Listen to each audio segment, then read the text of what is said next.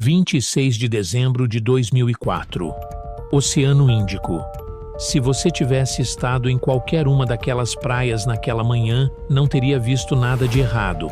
O céu estava limpo, o mar estava calmo, as pessoas estavam felizes, de ressaca de Natal, com os filhos correndo na areia, com o café ainda quente na mão. Era o tipo de manhã que a gente guarda na memória para sempre, daquelas que parecem perfeitas demais para serem reais. E foi exatamente por isso que tantos morreram. Porque enquanto a vida seguia na superfície, a 7 quilômetros abaixo, no escuro absoluto onde nenhum ser humano jamais pisou, duas placas tectônicas que vinham se pressionando há séculos, finalmente não aguentaram mais. O chão do mar se partiu, se ergueu e liberou uma energia que a ciência compara a milhares de bombas nucleares explodindo ao mesmo tempo. Na superfície, o mar continuava lindo. Ninguém sentiu nada, ninguém ouviu nada. As crianças continuavam brincando na beirada da água, sem saber que o oceano já havia tomado uma decisão. E não havia ninguém no mundo, nenhuma pessoa, nenhum governo, nenhum sistema capaz de avisar o que estava vindo. Essa é a história de como uma manhã perfeita se tornou o maior desastre natural já registrado pela humanidade, e de como grande parte disso poderia ter sido evitado. Naquele momento, ninguém naquelas praias tinha a menor ideia do que estava por vir. Estavam vivendo o que achavam ser mais uma manhã comum, e seriam os últimos minutos assim para centenas de milhares deles. E quando tudo acabou, 227 mil pessoas não voltaram para casa. Nesse vídeo, você vai entender 3 coisas que a maioria das pessoas nunca soube sobre aquela manhã. Como um único movimento no fundo do oceano matou quase 230 mil pessoas em poucas horas. Porque ninguém naquelas praias recebeu qualquer aviso, mesmo havendo um sistema capaz de salvar vidas funcionando em tempo real. E qual decisão tomada anos antes transformou um desastre natural numa das maiores falhas humanas da história? Fica até o final, porque a parte mais perturbadora dessa história não é o tsunami, é o que veio antes dele. Para entender o que falhou naquela manhã, você precisa entender uma coisa primeiro. Tsunami não é uma surpresa científica. A humanidade já sabe como ele funciona há décadas. Quando um terremoto acontece no fundo do oceano, ele desloca uma quantidade absurda de água. Essa água se transforma em ondas que viajam a centenas de quilômetros por hora, invisíveis na superfície, mas com uma energia destrutiva enorme. Quando chegam na costa, o fundo do mar encolhe, a onda cresce e o que era uma ondulação imperceptível no oceano aberto vira uma parede de água de 20 e 30 metros de altura. Isso é conhecido, está nos livros. Existe tecnologia para detectar. E mais do que isso, existe um sistema inteiro funcionando para avisar as pessoas antes que a onda chegue. Só que esse sistema foi construído para um oceano, o Pacífico. Desde os anos 1940, depois de uma série de tsunamis devastadores no Havaí e no Japão, os países do Pacífico se uniram, instalaram sensores no fundo do mar, espalharam boias de monitoramento, criaram protocolos de comunicação entre governos e montaram um centro de alerta que funciona 24 horas por dia, 7 dias por semana.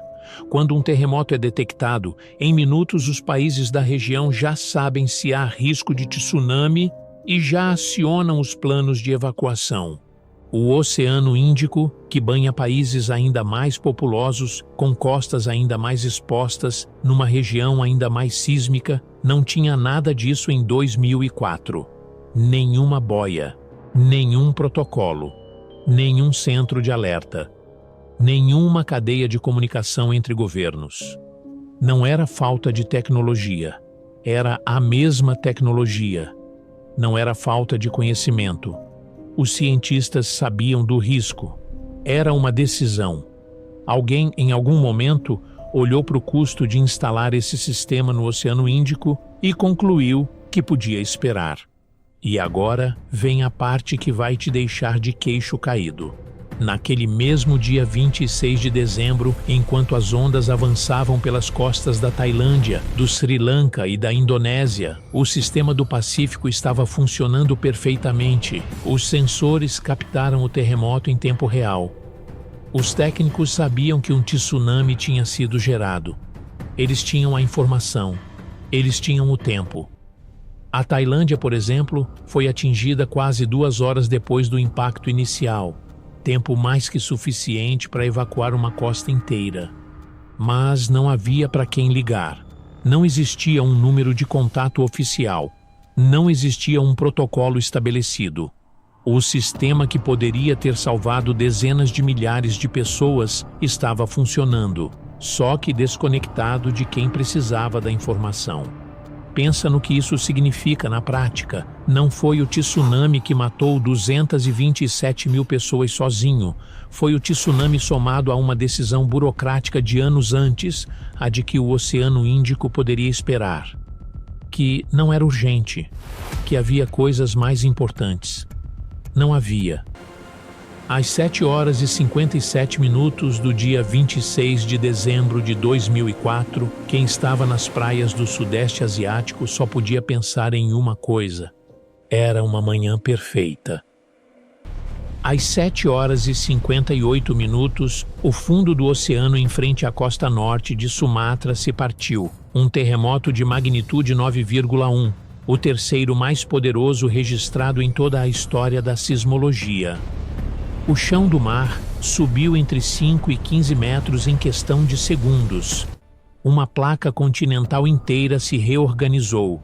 No Centro de Alerta de Tsunamis do Pacífico, no Havaí, os instrumentos registraram o evento em tempo real. Os técnicos trocaram olhares. Um deles foi até a janela, olhou para o oceano calmo lá fora e voltou para a tela. Nas praias da Tailândia, turistas fotografavam o pôr do sol de ontem no cartão de memória do celular. Em Banda Aceh, um menino tinha chegado na beirada da água e agora olhava para o fundo descoberto. Havia peixes presos na areia molhada. Ele achou graça e chamou os amigos. Você sabe o que aquele recuo significa? Eles não sabiam, e esse é o peso mais difícil dessa história de carregar. Em meio ao caos que estava por vir, uma das únicas histórias de salvamento coletivo daquela manhã começa com uma menina britânica de 10 anos chamada Tilly Smith. 2 semanas antes das férias, a professora de geografia de Tilly tinha ensinado sobre tsunamis. Tinha explicado o sinal que ninguém esquece. Quando o mar recua rápido e longe demais, alguma coisa está sugando a água de volta para baixo. É o sinal de que uma onda gigante está a caminho. Quando Tilly viu o mar recuando na praia de Michael, naquela manhã de domingo, ela não tirou foto. Ela correu até a mãe gritando. A mãe chamou o pai. O pai encontrou um segurança do hotel. Em minutos, a praia foi evacuada. Mais de 100 pessoas subiram para um lugar seguro antes das ondas chegarem. Todas sobreviveram. Nenhuma delas era especialista em tsunamis. Apenas uma criança de 10 anos tinha ouvido, retido e reconhecido o que uma professora disse em sala de aula. Uma menina salvou 100 pessoas. Os sistemas que deveriam ter salvo centenas de milhares falharam completamente. Agora vem a parte dessa história que muda tudo o que você acabou de ouvir. A parte que, quando você entender, vai fazer tudo parecer ainda mais absurdo do que já é. O alerta existia. O sistema estava funcionando, havia pessoas monitorando o evento em tempo real e mesmo assim não chegou a lugar nenhum. Não por falta de tecnologia, mas por falta de uma simples lista telefônica. No Centro de Alerta de Tsunamis do Pacífico, no Havaí, os técnicos sabiam. Eles sabiam que um tsunami era provável. Tentaram ligar para as autoridades dos países do Oceano Índico. Não existiam protocolos. Não havia números de contato oficiais. Não havia uma cadeia de comunicação estabelecida. Mandaram e-mails. Esperaram. As ondas chegaram antes das respostas. A Tailândia recebeu as primeiras ondas 2 horas depois do terremoto. 2 horas é tempo mais do que suficiente para evacuar uma costa inteira. 2 horas de diferença entre um desastre e uma evacuação bem-sucedida. Não havia protocolo, não havia sistema, não havia número de telefone. Em alguns países, o alerta dependia de alguém encontrar a pessoa certa com autoridade suficiente para tomar uma decisão. E essa pessoa, no dia 26 de dezembro, estava de folga de Natal. No Sri Lanka, um trem com quase 2.000 passageiros foi arrastado pelas ondas. O trem havia parado na estação momentos antes. Pessoas haviam embarcado. A onda chegou. O maquinista não sabia de nada. Ninguém havia avisado ninguém. Agora, para um segundo, e tenta dimensionar o que aconteceu naquela manhã.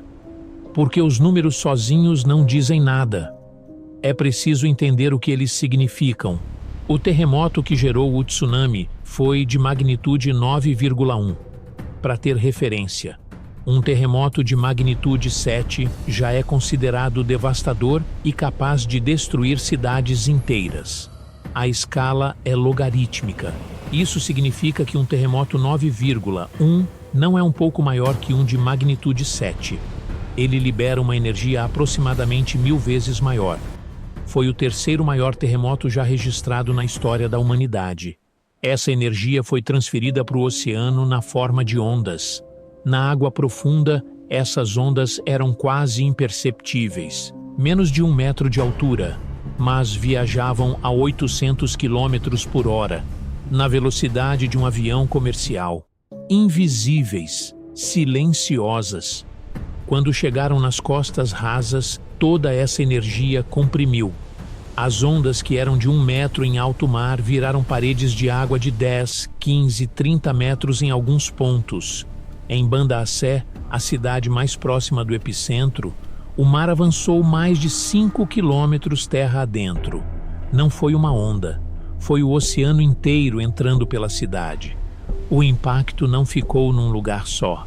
As ondas se espalharam em todas as direções. A Tailândia foi atingida cerca de 1h30 depois. O Sri Lanka, do outro lado do Oceano Índico, foi devastado.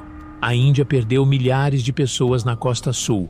As ondas chegaram até as Maldivas, até a Somália, até a Tanzânia, a mais de 5.000 quilômetros do epicentro, e ainda tinham força suficiente para matar.